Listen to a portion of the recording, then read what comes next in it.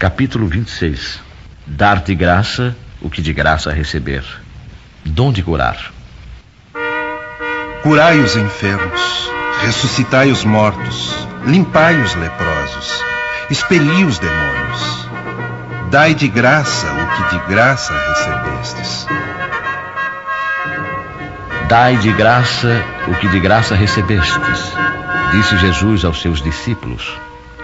E por esse preceito estabelece que não se deve cobrar aquilo por que nada se pagou. Ora, o que eles haviam recebido de graça era a faculdade de curar os doentes e de expulsar os demônios, ou seja, os maus espíritos. Esse dom lhes fora dado gratuitamente por Deus para alívio dos que sofrem e para ajudar a propagação da fé. Ele lhes diz que não o transformem em objeto de comércio ou de especulação, nem em meio de vida. Preces pagas.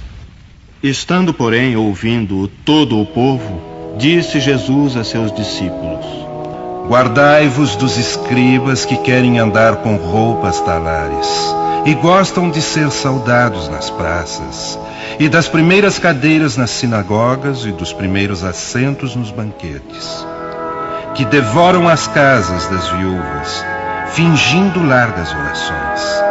Estes tais receberão maior condenação. Disse ainda Jesus: Não façais que as vossas preces sejam pagas.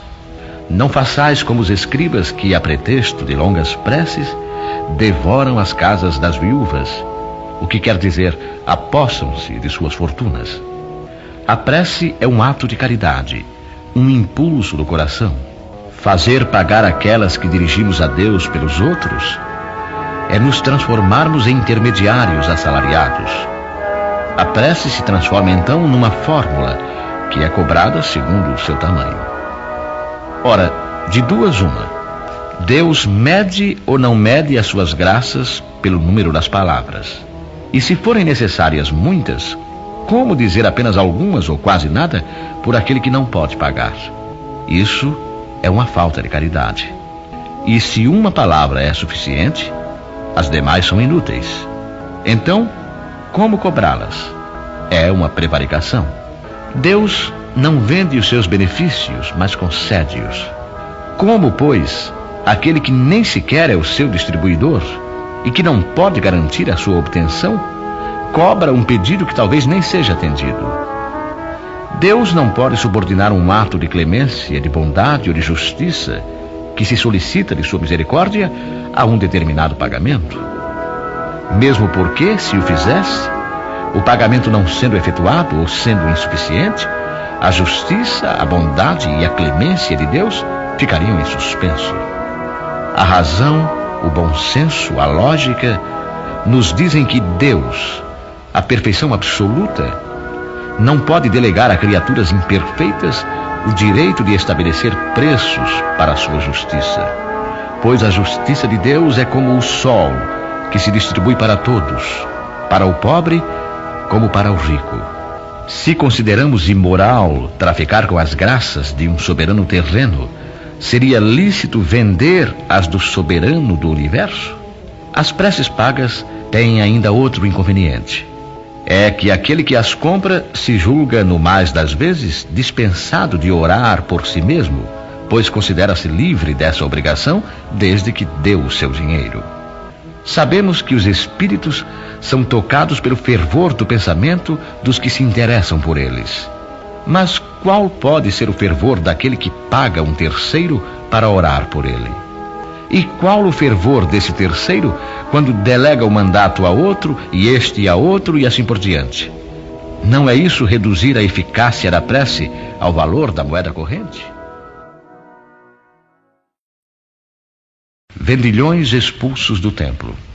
Chegaram, pois, a Jerusalém, e havendo entrado no templo, começou a lançar fora os que vendiam e compravam no templo, e derribou as mesas dos banqueiros e as cadeiras dos que vendiam pombas, e não consentia que qualquer transportasse móvel algum pelo templo. E ele os ensinava, dizendo-lhes: Porventura não está escrito que a minha casa será chamada casa de oração entre todas as gentes? E vós tendes feito dela covil de ladrões. O que, ouvindo, os príncipes dos sacerdotes e os escribas andavam escogitando de que modo o haviam de perder, porque todo o povo admirava sua doutrina e tinha medo dele. Jesus expulsou os vendilhões do templo e assim condenou o tráfico das coisas santas sob qualquer forma que seja. Deus não vende a sua bênção, nem o seu perdão, nem a entrada no reino dos céus. O homem não tem, portanto, o direito de cobrar nada disso. Mediunidade gratuita. Os médiuns modernos, pois os apóstolos também tinham mediunidade, receberam igualmente de Deus um dom gratuito, que é o de serem intérpretes dos Espíritos para instruírem os homens, para lhes ensinarem o caminho do bem e levá-los à fé, e não para lhes venderem palavras que não lhes pertencem, pois que não se originam nas suas ideias, nem nas suas pesquisas, nem em qualquer outra espécie de seu trabalho pessoal. Deus deseja que a luz atinja a todos, e não que o mais pobre seja deserdado e possa dizer: não tenho fé porque não pude pagar. Não tive a consolação de receber o estímulo e o testemunho de afeição daqueles por quem choro, pois sou pobre. Eis porque a mediunidade não é um privilégio e se encontra por toda a parte. Fazê-la pagar seria, portanto, desviá-la de sua finalidade providencial. Qualquer pessoa que conheça as condições em que os bons espíritos se comunicam, sua repulsa a todas as formas de interesse egoísta, e saiba como pouca coisa basta para afastá-los, jamais poderá admitir que os espíritos superiores estejam à disposição do primeiro que os convocar a tanto processão. O simples bom senso repele semelhante coisa. Não seria ainda uma profanação evocar por dinheiro os seres que respeitamos ou que nos são caros? Não há dúvida que podemos obter manifestações dessa maneira, mas quem poderia garantir-lhes a sinceridade? Os espíritos levianos, mentirosos e espertos, e toda a turba de espíritos inferiores, muito pouco escrupulosos, atendem sempre a esses chamados e estão prontos a responder ao que lhes perguntarem sem qualquer preocupação com a verdade. Aquele, pois, que deseja comunicações sérias, deve primeiro procurá-las com seriedade, esclarecendo-se quanto à natureza das ligações do médium com os seres do mundo espiritual. Ora, a primeira condição para se conseguir a boa vontade dos bons espíritos é a que decorre da humildade, do devotamento e da abnegação, o mais absoluto desinteresse moral e material. Ao lado da questão moral, apresenta-se uma consideração de ordem positiva, não menos importante, que se refere à própria natureza da faculdade. A mediunidade séria não pode ser e não será jamais uma profissão, não somente porque isso a desacreditaria no plano moral, colocando os médiuns na mesma posição dos ledores da sorte, mas porque existe ainda uma dificuldade material para isso. É que se trata de uma faculdade essencialmente instável, fugidia, variável, com a qual ninguém pode contar na certa.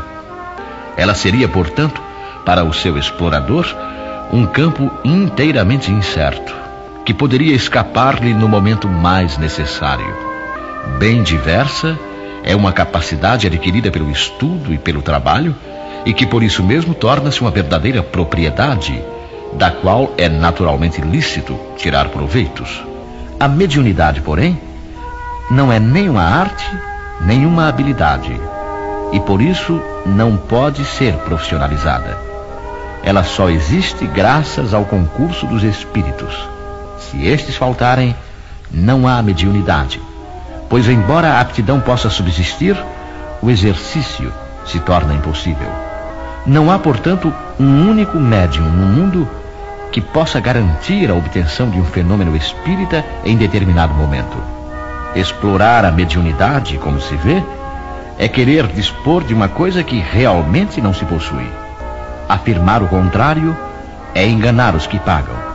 Mas há mais, porque não é de si mesmo que se dispõe, e sim dos espíritos, das almas dos mortos, cujo concurso é posto à venda. Este pensamento repugna instintivamente.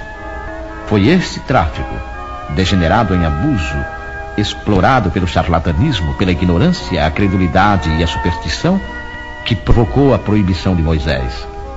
O espiritismo moderno, compreendendo o aspecto sério do assunto, lançou o descrédito sobre essa exploração e elevou a mediunidade à categoria de missão. A mediunidade é uma coisa sagrada que deve ser praticada santamente, religiosamente. E se há uma espécie de mediunidade que requer esta condição de maneira ainda mais absoluta, é a mediunidade curadora. O médico oferece o resultado dos seus estudos, feito ao peso de sacrifícios geralmente penosos. O magnetizador, o seu próprio fluido e, frequentemente, a sua própria saúde. Eles podem estipular um preço para isso. O médium curador transmite o fluido salutar dos bons espíritos e não tem o direito de vendê-lo. Jesus e os apóstolos, embora pobres, não cobravam as curas que operavam. Que aquele, pois, que não tem do que viver, procure outros recursos que não os da mediunidade, e que não lhe consagre, se necessário, senão o tempo de que materialmente possa dispor. Os espíritos levarão em conta o seu devotamento e os seus sacrifícios, enquanto se afastarão dos que pretendem fazer da mediunidade um meio de subir na vida.